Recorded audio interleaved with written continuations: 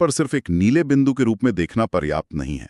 हमें इनकी गहराई, इनकी रासायनिक संरचना और इनके आसपास की स्थलाकृति को भी समझना होगा। तो चलिए बिल्कुल बुनियादी बातों से शुरू करते हैं। इस विषय पर चर्चा करते समय एक बहुत ही आम धारणा सामने आती है कि अंततः हर बड़ा ठहरा हुआ जल निकाय बस एक झील है। जो कि सच नहीं है। हाँ बिल्कुल। प्राकृतिक और मानव निर्मित झीलों के अलावा एक और शब्द जो बार बार आता है वो है लगून।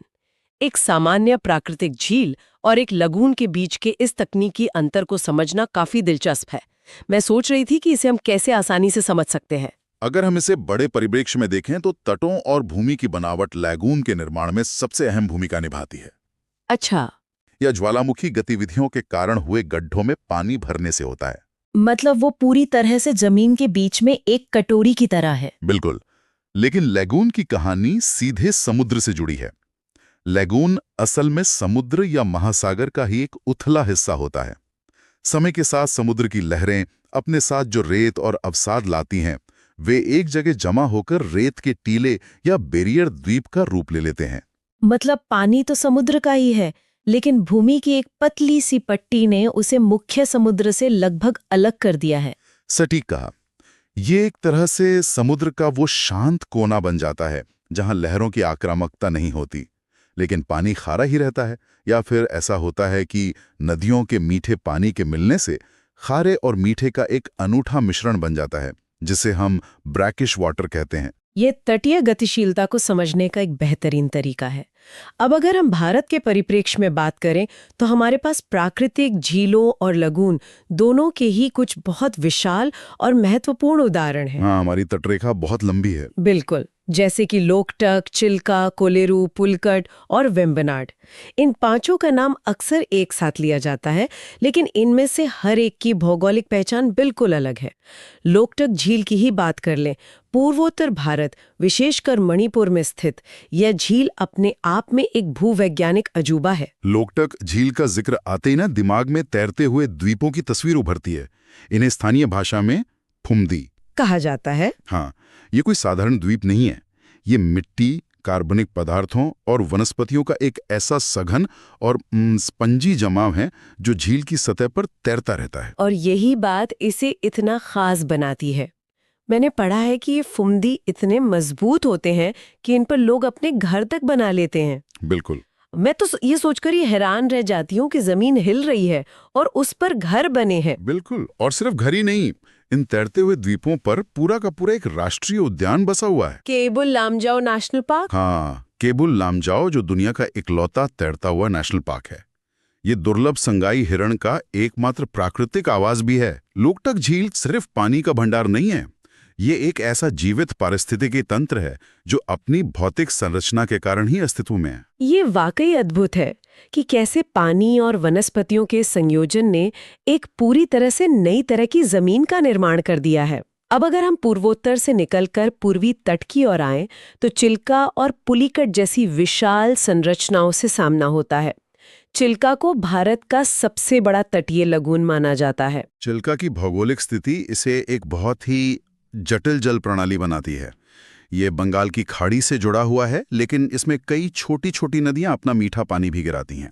तो ये वही ब्रैकिश वाटर वाला मामला हो गया। हाँ, इसका परिणाम ये होता है कि मानसून के दौरान जब नदियों में पानी ज्यादा होता है तो चिल्का का पानी काफी हद तक मीठा हो जाता है। अच्छा, और गर्मियों में? गर्मियों में जब नदियों का बहाव कम हो जाता है तो समुद्र का खारा पानी झील पर हावी हो जाता है।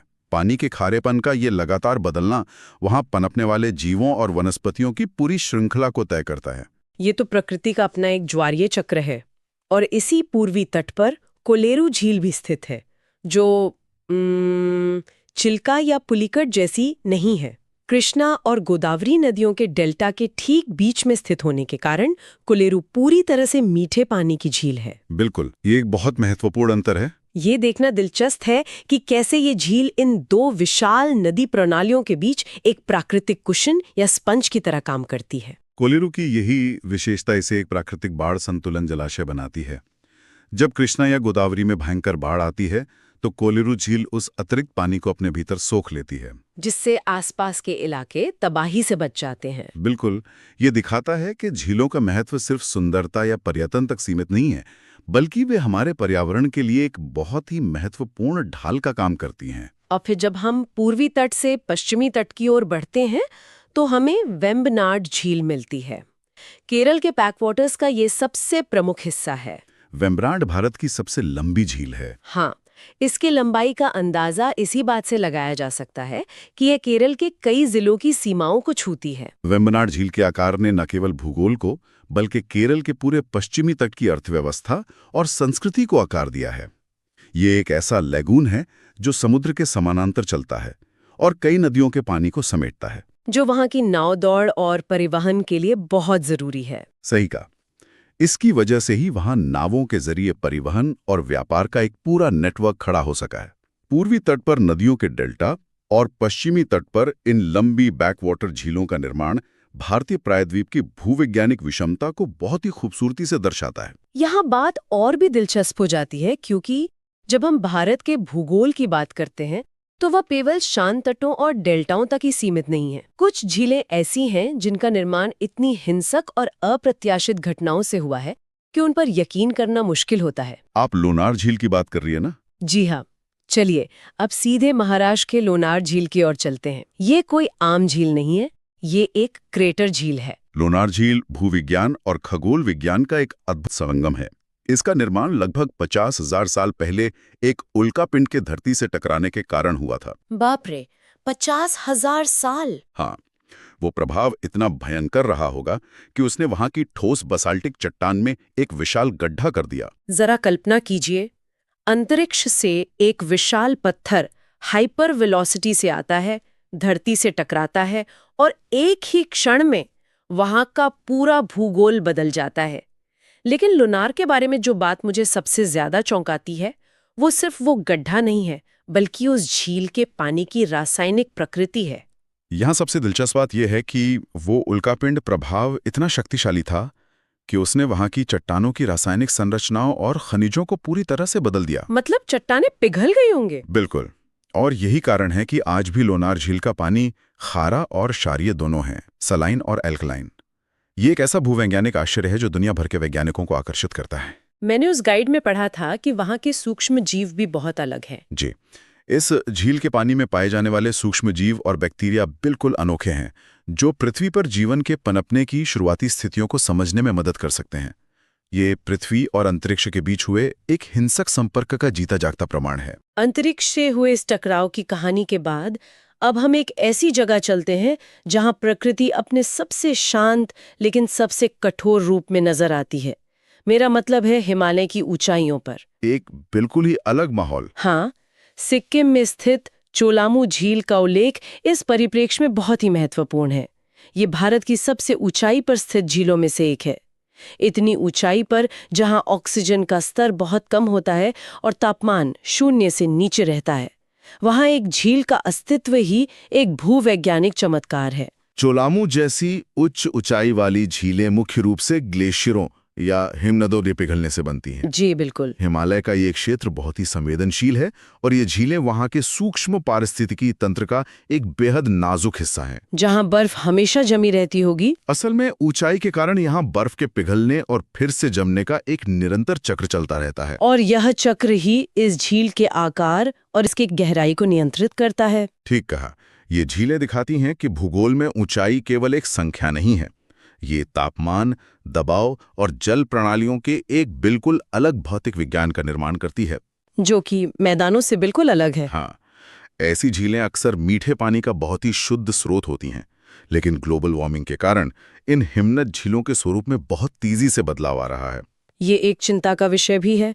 और जब हम हिमालय और उसकी झीलों की बात कर ही रहे हैं तो हम उस झील को कैसे भूल सकते हैं जिसने दशकों से लोगों के मन में खौफ और कौतूहल दोनों पैदा किए हैं। उत्तराखंड की रूपकुंड झील। कैसी झील? कंकाल झील। बिल्कुल। इसे कंकाल झील या रहस्यमय झील के रूप में जाना जाता है।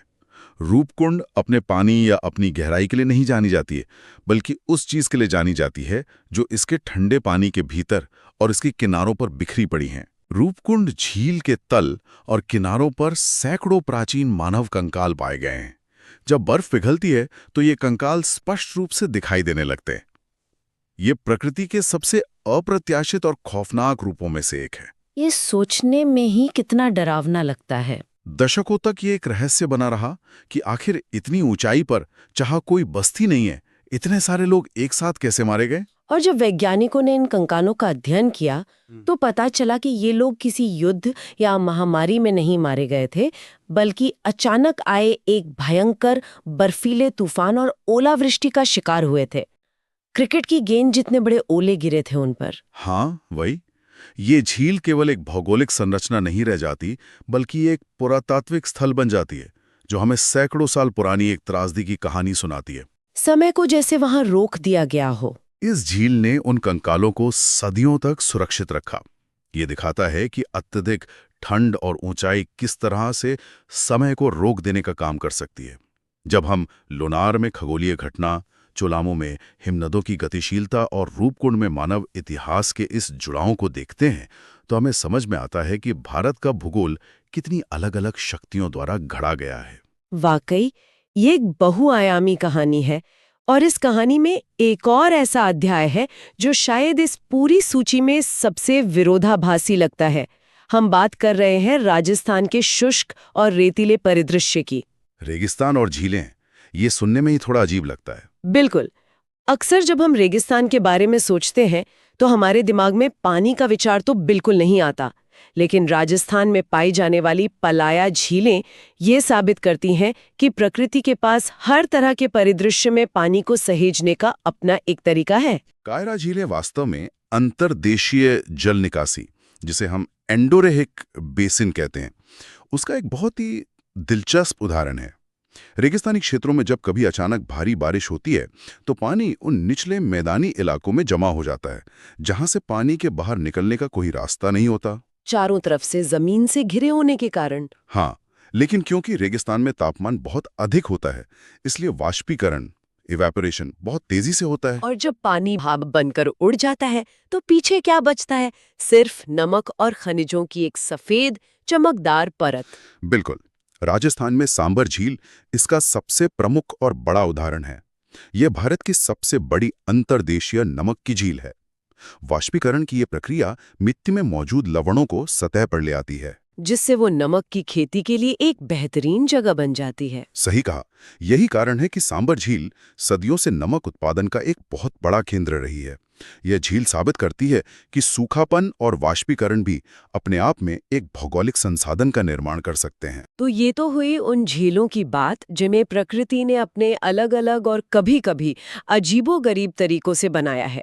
समुद्र को रोककर, उल्कापिंड गिराकर, ग्लेशियर पिघलाकर या रेगिस्तान में वाष्पीकरण के जरिए। लेकिन इस पूरी कहानी में एक और पात्र है जो बहुत तेजी से भूगोल को बदल रहा है। इंसान। जी, इंसान। हमारी चर्चा कृत्रिम या मानव निर्मित झीलों के बिना अधूरी रहेगी। इससे एक अहम सवाल खड़ा होता है कि जब हम अपनी विशाल ऊर्जा जरूरतों, सिंचाई और बढ़ती आबादी के लिए पानी की मांग को पूरा करने के लिए नदियों पर बड़े बड़े बांध बनाते हैं, तो हम अनजानी में ही पृथ्वी के भूगोल में कितना बड़ा हस्तक्षेप कर रहे होते हैं। बहुत बड़ा हस्तक्षेप। उन विशाल बांधों के पीछे जो अपार जल भंडार जमा होता है, वो एक कृत्रिम झील का रूप ले लेता है। इसके दो बहुत ही शानदार उदाहरण हमारे सामने हैं। पहला है मध्य प्रदेश में चंबल नदी पर बना गांधी सागर, और दूसरा है उत्तर प्रदेश में रेहंद नदी पर बना गोविंद वल्लभ पंत सागर। अक्सर हम सिर्फ बांध की ऊंचाई या उससे पैदा होने वाली बिजली के बारे में सोचते हैं, लेकिन हम उस विशाल जलाशय के बारे में भूल जाते हैं जो उस बांध के अस्तित्व में आने का कारण है। हाँ, जो कि एक पूरी की पूरी झील है। बिल्कुल। गोविंद वल्लभ पंत सागर तो भारत की सबसे बड़ी कृत्रिम झील है। इन कृत्रिम झीलों का निर्माण मानव इंजीनियरिंग का एक ऐसा चमत्कार है जो न केवल उस क्षेत्र के भूगोल को, बल्कि वहां की सूक्ष्म जलवायु, माइक्रोक्लाइमेट को भी पूरी तरह से बदल देता है। ये कैसे होता है? देखिए, जहां पहले सिर्फ एक नदी बहा करती थी, वहां अब पानी का एक ऐसा विशाल विस्तार है जो आसपास के तापमान और नमी के स्तर को प्रभावित करता है। इससे लाखों हेक्टेयर कृषि भूमि की सिंचाई संभव हो पाती है। हालांकि इतने बड़े पैमाने पर जल प्रवाह को रोकने और उसे एक जगह जमा करने से स्थानीय पारिस्थितिकी तंत्र वनों और वहां रहने वाले समुदायों पर जो गहरा प्रभाव पड़ता है, वो भी इस भौगोलिक बदलाव का एक अभिन्न हिस्सा है। इंसान अपनी जरूरतों के लिए प्रकृति की संरचनाओं को फिर से डिजाइन कर रहा है, जो कि अपने आप में एक बहुत बड़ी जिम्मेदारी है। बहुत बड़ी। तो आखिर इन सब का क्या मतलब है? अगर हम आज की इस पूरी चर्चा का निचोड़ निकालें, तो हम देखते हैं कि भारत का भूगोल किसी एक तय सांचे में फिट नहीं बैठता। हमने पूर्वी तट के खारे लगनों से लेकर हिमालय की बर्फीली चोटियों तक और एक उल्कापिंड के प्रहार से लेकर इंसानों द्वारा कंक्रीट की दीवारें खड़ी करके बनाए गए विशाल जलाशयों तक का सफर तय किया। एक बहुत ही व्यापक परिदृश्य है। हाँ, ये सभी झीलें इस बात का स्पष्ट सबूत है कि हमारी पृथ्वी स्थिर नहीं है। ये लगातार बदल रही है, आकार ले रही है और नई कहानियों को जन्म दे रही है। और ये समझना केवल भौगोलिक तथ्यों को जानने के लिए ही नहीं है, बल्कि हमारे पर्यावरण के प्रति एक गहरी जागरूकता विकसित करने के लिए भी आवश्यक है। जब हम समझते हैं कि कोलेरू झील एक प्राकृतिक बाढ़ नियंत्रक है, तो हमें समझ में आता है कि वहां के प्राकृतिक स्वरूप से छेड़छाड़ करने पर बाढ़ का खतरा क्यों बढ़ जाता है। सही बात है। जब हम चोलामो जैसी झीलों के नाजुक संतुलन को देखते हैं, तो हमें जलवायु परिवर्तन के खतरों का असली अंदाजा होता है। भूगोल केवल मानचित्र पर खींची गई कुछ रेखाएं नहीं हैं, ये वह रंगमंच है जिस पर जीवन और प्रकृति का पूरा नाटक खेला जाता है। और ये झील उस रंगमंच के कुछ सबसे महत्वपूर्ण और जीवंत सेट हैं। भूगोल वो रंगमंच है जिस पर जीवन का नाटक खेला जाता है। ये सच में बहुत ही गहराई वाली बात है। हमने आज झीलों के माध्यम से भारत की इस विविधता को समझने की कोशिश की है, लेकिन इस चर्चा को समाप्त करने से पहले मैं एक विचार सभी सुनने वालों के सामने रखना चाहती हूँ। आज हमने जाना कि कैसे कुछ झीलें लाखों साल पहले खगोलीय घटनाओं से बनी और कुछ प्राकृतिक बदलावों या मानवीय हस्तक्षेप के कारण अस्तित्व में आई। लेकिन हमें ये सोचना चाहिए कि जिस तेजी से आज जलवायु परिवर्तन हो रहा है, पृथ्वी का तापमान बढ़ रहा है और मानवीय गतिविधियां अपने चरम पर हैं, क्या आने वाली सदियों में इन झीलों का भौगोलिक स्वरूप पूरी तरह से बदल जाएगा? ये एक बहुत ही गंभीर प्रश्न है। क्या चोलामू जैसी कुछ हिमनद झीलें ग्लेशियरों के खत्म होने के साथ ही सूख जाएंगी, या क्या भविष्य में हम किन्हीं नई और रहस्यमयी झीलों को बनते हुए देखेंगे, जो शायद हमारे ही द्वारा किए गए किसी बड़े पर्यावरणीय बदलाव का परिणाम हो? प्रकृति हमेशा चौंकाती है। बिल्कुल, ये एक ऐसा सवाल है जो हमें ये सोचने पर मजबूर करता है कि हम इस पृथ्वी के भूगोल के केवल दर्शक नहीं हैं, बल्कि हम इसे सक्रिय रूप से बदल भी रहे हैं। ये एक ऐसा विचार है जिस पर गौर किया जाना चाहिए। अपनी इस जिज्ञासा को बनाए रखें, अपने आसपास के पर्यावरण को एक नए और गहरे नजरिए से देखते रहें और सीखने की इस अद्भुत यात्रा को कभी रोकने न दें। आज की इस विस्तृत और रोचक चर्चा में शामिल होने के लिए बहुत बहुत धन्यवाद। मिलते हैं अगले दिलचस्प विषय के साथ।